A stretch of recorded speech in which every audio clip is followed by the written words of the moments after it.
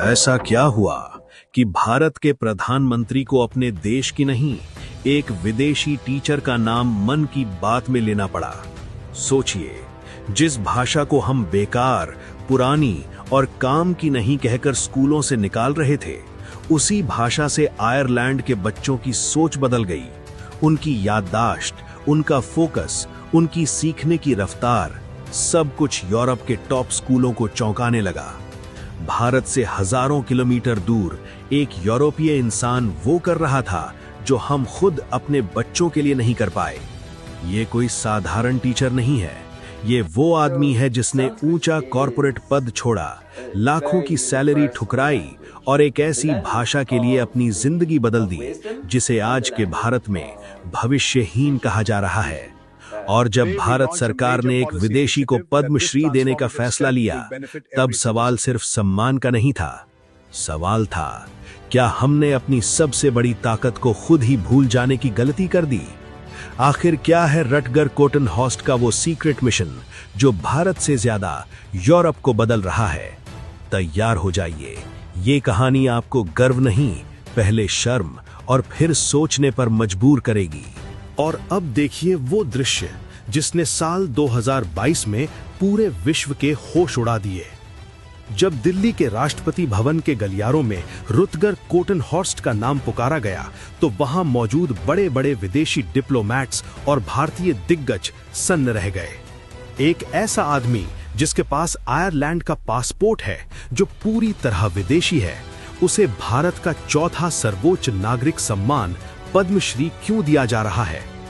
जब वो राष्ट्रपति के सामने झुके तो वो सिर्फ एक अवार्ड नहीं ले रहे थे, बल्कि वो पूरी दुनिया को बता रहे थे कि भारत का ज्ञान सीमाओं का मोहताज नहीं है।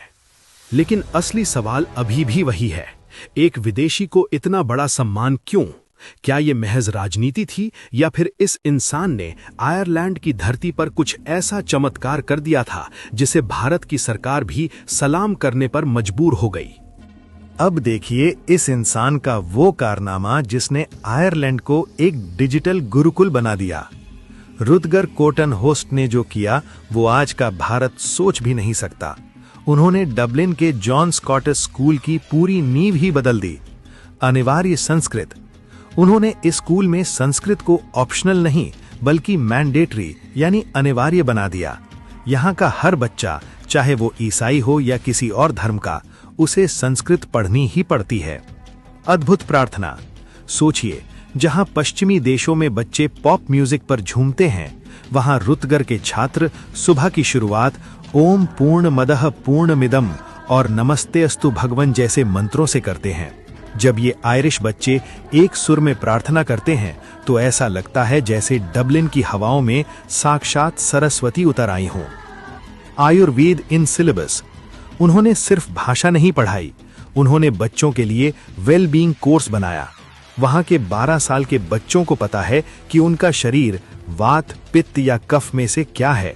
वो अपनी डाइट और अपनी लाइफस्टाइल आयुर्वेद के हिसाब से तय करते हैं। उन्होंने sanskrit.ie नाम का एक ऑनलाइन पोर्टल बनाया ताकि यूरोप का हर नागरिक भगवद गीता को शुद्ध उच्चारण के साथ पढ़ सके।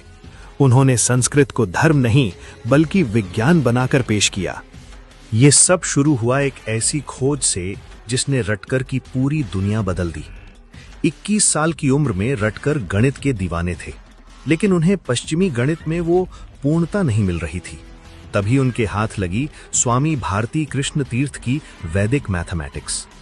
जब उन्होंने उन सूत्रों को हल करना शुरू किया तो उनके होश उड़ गए। वो जटिल सवाल जिन्हें कंप्यूटर फेल कर देते थे, भारत के प्राचीन सूत्र उन्हें एक लाइन में खत्म कर रहे थे। रटकर चिल्ला पड़े, हाउ इज दिस पॉसिबल? यहीं से शुरू हुई उनकी अद्वैत वेदांत की भूख। उन्हें समझ आ गया कि जिस देश का गणित इतना ताकतवर है, उसकी भाषा कैसी होगी। उन्होंने अपना सब कुछ दांव पर लगा दिया और शुरू हुई एक ऐसी यात्रा जो उन्हें आयरलैंड के आरामदायक कमरों से उठाकर भारत की तपती धूप में ले आई। क्या आप जानते हैं कि एक ऊंचे पद और पावर का मोह छोड़ना कितना मुश्किल होता है? रटगर के पास सब कुछ था। वो जॉन स्कॉट स्कूल के वाइस प्रिंसिपल थे। पूरा डबलिन उनके सामने झुकता था। लेकिन 2009 में उन्होंने एक ऐसा फैसला लिया जिसे सुनकर उनके अपनों ने उन्हें पागल समझ लिया।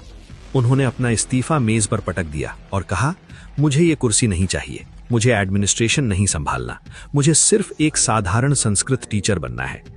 सोचिए, कोई इंसान अपनी पूरी पावर और रसूख इसलिए छोड़ देता है क्योंकि उसे लगा कि संस्कृत की ये मशाल थामने वाला कोई नहीं बचा। उन्होंने खुद को जीरो बना लिया ताकि वो आने वाली पीढ़ी को संस्कृत का अनंत ज्ञान दे सकें। उन्होंने सोपानम और सरलम संस्कृतम जैसी किताबें खुद लिखीं क्योंकि वो चाहते थे कि आयरलैंड का बच्चा बच्चा अपनी जड़ें भारत में ढूंढ सके। अगर आपको लगता है कि रटगर को ये ज्ञान एयर कंडीशन्ड कमरों में मिला तो आप बहुत बड़े भ्रम में हैं।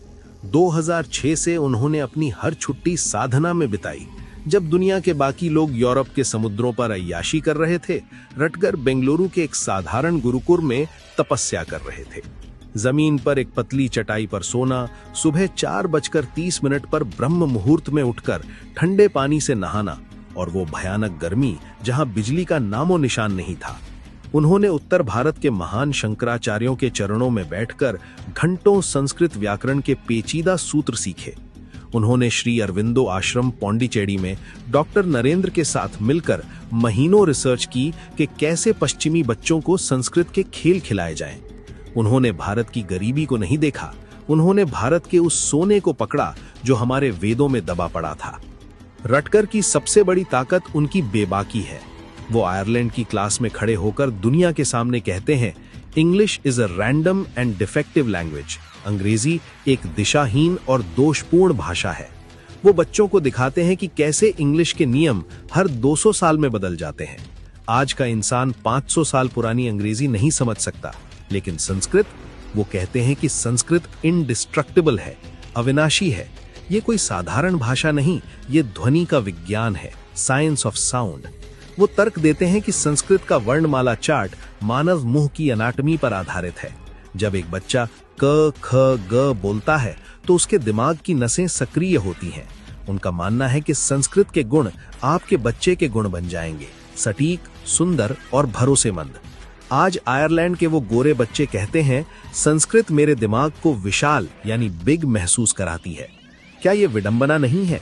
जिस भाषा को हम पिछड़ा कहते हैं, उसे गोरे लोग सुपर ब्रेन बनाने का टूल मान रहे हैं।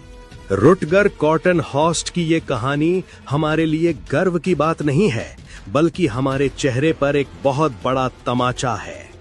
जरा दिल पर हाथ रखकर सोचिए, आयरलैंड में संस्कृत अनिवार्य है और भारत में इसे कंप्यूटर की भाषा कहने के बावजूद हम इसे स्कूलों से बाहर कर रहे हैं। एक आयरिश शख्स अपनी विलासिता छोड़कर गुरुकुल में तपस्या कर रहा है और हम अपने बच्चों को संस्कृत से दूर भागने पर इनाम देते हैं।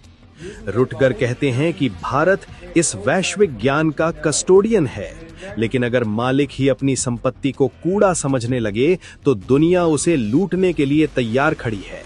हमने अपनी जड़ें काटी ताकि हम मॉडर्न दिख सकें, लेकिन रुटगर ने उन जड़ों को आयरलैंड में सींचा ताकि वहां के बच्चे भविष्य बन सकें।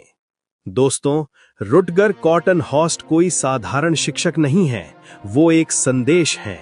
वो हमें याद दिला रहे हैं कि जो सोना हमारे पास है उसकी पूरी दुनिया दीवानी है। अगर एक विदेशी इंसान अपनी जिंदगी संस्कृत के लिए लुटा सकता है तो हम अपनी इस विरासत के लिए क्या कर रहे हैं? रुटगर आज भी आयरलैंड में डटे हुए हैं, हर दिन यूरोप की हवाओं को ओम की गूंज से पवित्र कर रहे हैं। अगर आपको आज इस आयरिश ऋषि की कहानी ने झकझोर दिया है तो इस वीडियो को हर उस भारतीय तक पहुंचाएं जो अपनी संस्कृति पर शर्म करता है। उन्हें दिखाएं कि असली विज्ञान हमारे वेदों में है।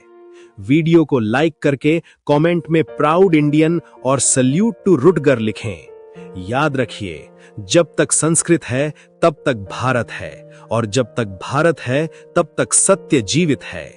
जय हिंद, वंदे मातरम।